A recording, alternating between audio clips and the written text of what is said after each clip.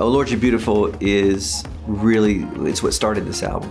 When the pandemic happened and and churches closed, most everybody was like, okay, what do we do? And then you go church online or you streaming, and I was like, well, this is a great chance to just really having a home church with my girls. I have 3 girls, and on Sunday mornings we would just gather around, and this is the song for this season. And so I taught my girls, I said, girls, this is a song that I used to love when I was growing up, and this is one of my favorite songs, and I want to teach it to you. And when you hear a 7-year-old singing, and when your eyes are on this child, your grace abounds to me. I've done a song every Sunday with my girls for 2 years.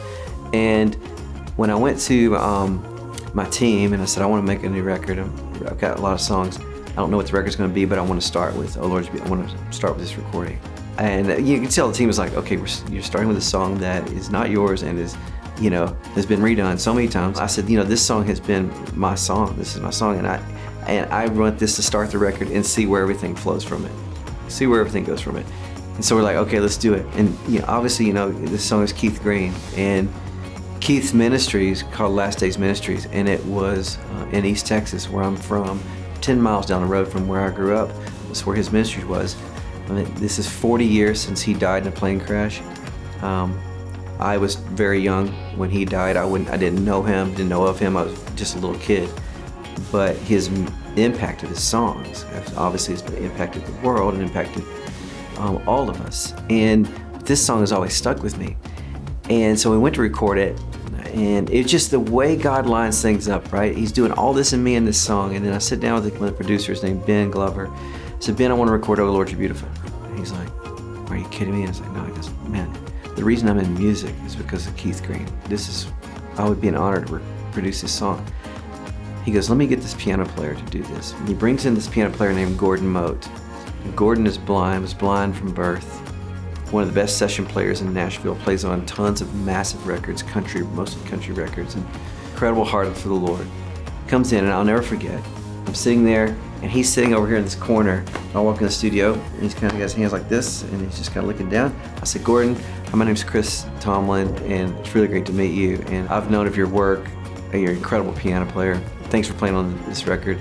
He's like, oh man, I love your music. I'm so honored to play on your music. I said, well, Gordon, what I wanted, the first song I want to record is a song called Oh Lord, You're Beautiful. I don't know if you ever heard it. And he starts doing this. Somebody just get me to a piano. Get me to a piano. And so I let him into this piano, and he said, that's one of my very favorite songs ever. I just kind of gave him the format flow. And I love this. He goes, I don't want any, if you know recording, you'll love this. He goes, I don't want any computers in my ears. I don't want any click tracks. I don't want anything.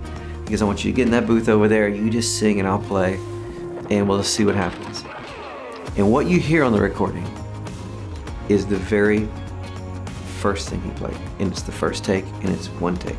There was a bunch of takes for the vocal because I could not get through it. I was so moved by the end. I was like, I cannot believe this. And it was just this moment like, wow. I asked Stephanie Gretzinger to sing it with me because she was talking to me how much that song had meant to her.